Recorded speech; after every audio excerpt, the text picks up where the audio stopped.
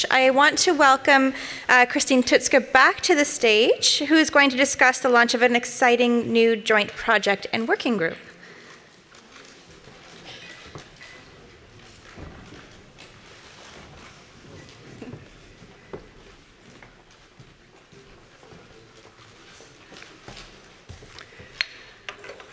Well, dear guests, thank you very much. It's hard now because this was such an inspiring and very impressive discussion, and I really enjoyed listening to all the voices, and now we are becoming a bit more formal again. So sorry for that, but it's nevertheless, I think it's now an important moment, and there are, I think, good references to the discussion before, because it's about electric mobility, electrification. The transition to electric mobility offers enormous opportunities as well as challenges. And there are many questions. For example, how do we succeed in shaping the transition to electric mobility in such a way that the created infrastructures benefit all users? What specific needs do women and marginalized groups have explicitly in the context of electromobility? And how do we ensure the presence of women at decision-making tables in order to warrant a just transition and an equal contribution of interests in process? Or to put it very precisely in the words of Andrea before, how do we achieve a balance and not focus only on efficiency and on reducing emissions?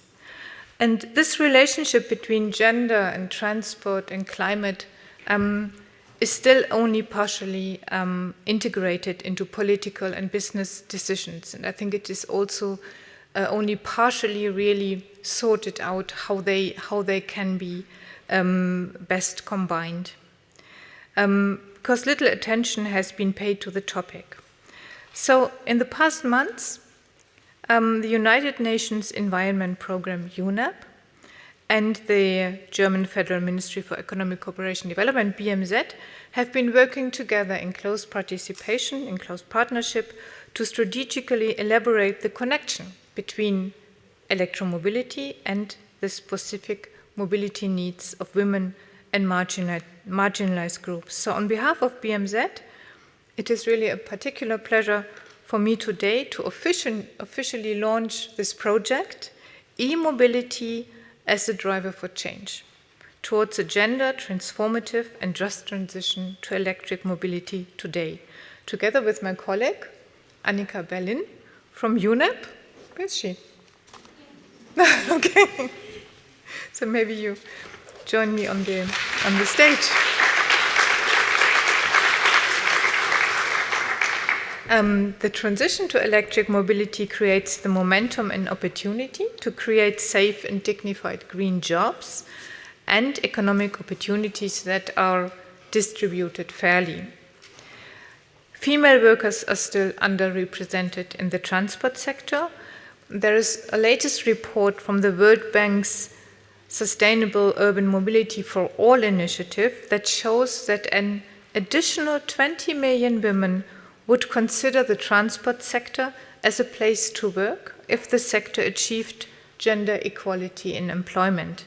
So this can have an enormous effect both on the quality of the development of the electromobility sector and on the issue of employment itself. And therefore, the project will put women at the forefront of the transformation of electric mobility, and it aims at using the transition towards electromobility to actively promote a more inclusive workforce with an appropriate representation of women. If we succeed in attracting more women as workers and experts to the electric mobility ecosystem, we will also promote more inclusive planning and design of mobility systems and services that meet the needs of all users. Because we ensure that women sit at the decision-making tables, we also ensure that decisions are made for the benefit of all and no one is left behind. And I think the stories we just heard are proof of that. So now I would like to hand over to Annika Berlin from UNEP. She will introduce you to the concrete framework of this project and give you some insight into the work of the coming months. Annika, the stage belongs to you.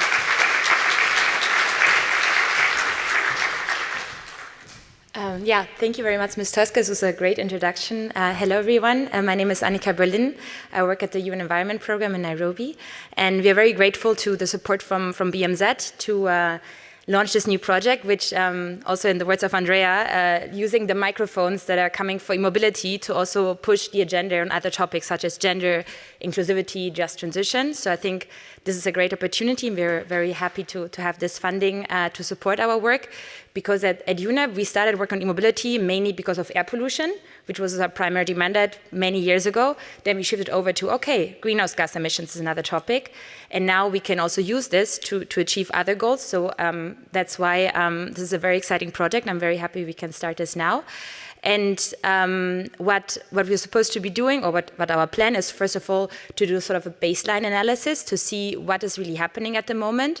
Where do we see entry points for gender in e-mobility? And that can be not only on the user side, but also in terms of operating charging infrastructure, building electric vehicles, designing vehicles suitable for electric bicycles, electric tuk-tuks. So we don't only talk about passenger cars, but also other types of electric mobility. Then we want to look at the topic of mainstreaming, but actually I don't really like the word mainstreaming, because the opportunity we have now with this project is to be gender transformative, which is in the title, because what we're doing now at UNEP, we're supporting at the moment, I think 52 countries globally on e-mobility, and we always include, okay, we'll do a gender-sensitive strategy towards e-mobility. But now, with this funding, we can see how we can move this even further and make sure that gender is a core priority in all of these new strategies, plans, roadmaps, pre-feasibility studies, and all these documents are now developed for e-mobility. And that is what we want to do under this project, to see how this can be strengthened. And then the third part, which I'm also very excited about, is to do pilots. So how can we apply these guidelines on the ground in a certain number of countries? And there we are very happy to work with Kenya, Uganda, Vietnam, Indonesia, Ecuador, and Colombia as the first pilot countries. But as I said, as UNEP, since we're supporting many more countries on e-mobility, we can use the knowledge we generate in this project to also shape the agenda of all these other countries that we hope to support even more in the future. And then the fourth component is focused on global outreach and advocacy, and I think these conferences are part of it.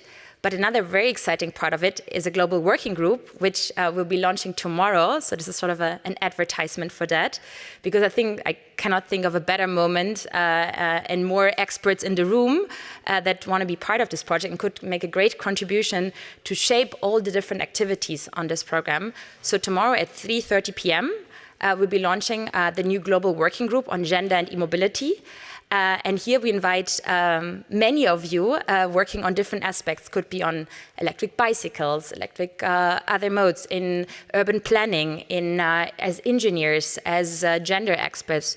So the idea is to have people with expertise on all these topics, climate change, environment, together, so we can shape not only the activities of this project and for the 6 countries, but overall the work that as UNEP and others we are doing in many countries. We're supporting electric mobility, and I think as we see now this huge interest in mobility, there will be many more projects and support. And if we can sort of develop these general guidelines, we can make sure that these are applied in different institutions. So let's say UN Habitat works on e-mobility, GIZ works on e-mobility, World Bank, African Development Bank, Asian Development Bank, ITDP, WRI. So we're all doing work on e-mobility, and we're all doing work on gender, but often we're not doing it at the same time. So I think the idea of this project is to bring these two together and sort of leverage the expertise of many of you to better design these projects. So that's why I would, if any of you is interested in joining us tomorrow, reach out to me. You know my face now. You can also send me an email. Annika.berlin@un.org. And or the site mentioned the copy. And I don't want to take more time before lunch. And it's a pleasure to meet all of you, and many thanks.